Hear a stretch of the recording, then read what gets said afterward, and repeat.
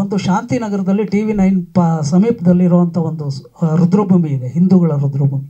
ಅಲ್ಲಿ ಅವರು ಒಂದು ಅಂಗಡಿಯ ಇಟ್ಕೊಂಡಿದ್ದಾರೆ. ವಾರದಲ್ಲಿ 3 ದಿನಗಳ ಕಾಲ ಅಲ್ಲಿ ವ್ಯಾಪಾರ ಮಾಡ್ತಾರೆ. ಸಿನಿಮಾದ ಆಸಕ್ತಿ ಹೇಗೆ ಬಂತೋ ಗೊತ್ತಿಲ್ಲ ನನಗೆ.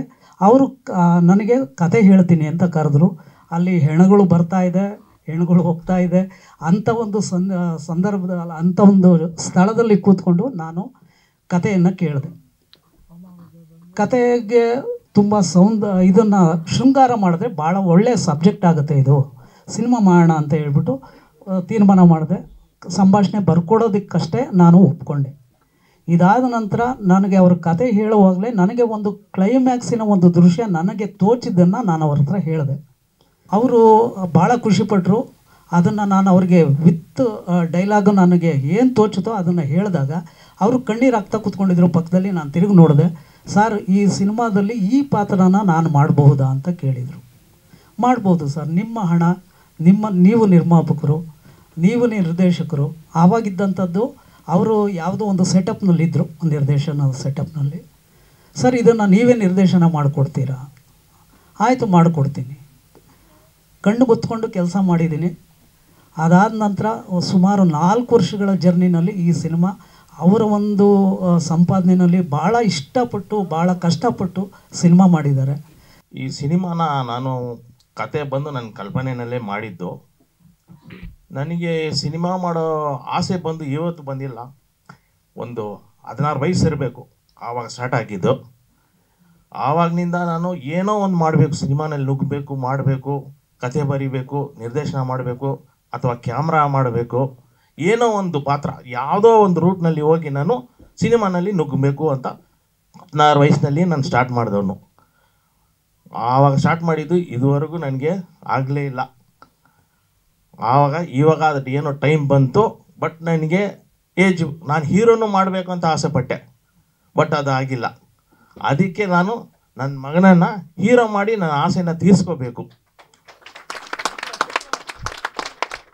ಅದು ಒಂದು ಸಿಟ್ಟು ನನ್ನ ಮನಸ್ಸಲ್ಲಿ ಇಟ್ಟೆ, ಎಲ್ಲ ಬಿಟ್ಟೆ, ಸಿನಿಮಾ ಮಾಡಲೇಬೇಕು ಅಂತ. ನನಗೆ ಬ್ಯಾಕ್ಗ್ರೌಂಡ್ ಅಂದರೆ ನಮ್ಮ ಫ್ಯಾಮ್ಲಿ ಇಲ್ಲೇ ಇದ್ದಾರೆ. ಅವ್ರು ಸಪೋರ್ಟ್ ಮಾಡಿ ನನ್ನ ಮೇಲೆ ಈ ಸಿನಿಮಾನ ಮಾಡಿದ್ದು. ಅವರಿಲ್ಲ ಅಂದರೆ ಈ ಸಿನಿಮಾ ನಡೀತಾ ಇಲ್ಲ. ಅವರೇ ನಮಗೆ ಎಲ್ಲ ಸಪೋರ್ಟ್ ಮಾಡಿದ್ದು. ಈ ಚಿತ್ರವನ್ನು ನಮ್ಮ ತಂದೆ ಹೇಳ್ದಾಗೆ ಅವ್ರು ತುಂಬ ಕಷ್ಟಪಟ್ಟು ಆ ಕನಸನ್ನು ನೆನ್ಸು ಮಾಡಲಿಕ್ಕೆ ತುಂಬ ಕಷ್ಟಪಟ್ಟರು. ಆದರೆ ಅದು ಸಪೋರ್ಟ್ ಮಾಡಿರುವ ನಮ್ಮ ಫ್ಯಾಮ್ಲಿ ಅವ್ರಿಗೆಲ್ಲರಿಗೂ ತುಂಬ ಥ್ಯಾಂಕ್ಸ್. ಅವ್ರು ಸಪೋರ್ಟ್ ಮಾಡಿದ್ದಕ್ಕೆ ಆ ಕನಸು ಈಗ ನೆನಸಾಗಿದೆ. ಆ ನೆನಸಿಗೆ ನಾನು I am very grateful for that. ಯಾಕಂದರೆ ಯಾವ ತಂದೆನೂ ಆ ಥರ ಒಂದು ಆಪರ್ಚುನಿಟಿ ಕ್ರಿಯೇಟ್ ಮಾಡಿ ಕೊಡಲ್ಲ ಅವ್ರ ಮಗಳಿಗೆ. ಅದು ತುಂಬ ಜನ ನನ್ನ ಹತ್ರನೇ ಹೇಳಿದ್ದಾರೆ, ನಿಮ್ಮ ತಂದೆ ತುಂಬ great, you are very blessed to have a father like this. ಯಾಕಂದರೆ ನಮ್ಮ ತಂದೆ ನಮಗೆಲ್ಲ ಹಿಂಗೆ ಮಾಡಿಲ್ಲ. ಮಾಡಿರ್ಬೋದು, ಆದರೆ ಅದು ನನ್ನ ಗೊತ್ತಿರೋ ಅಷ್ಟಿಗೆ ನಾನು ತುಂಬ ಬ್ಲೆಸ್ಡಾಗಿ ಫೀಲ್ ಮಾಡ್ತಾ ಇದ್ದೀನಿ.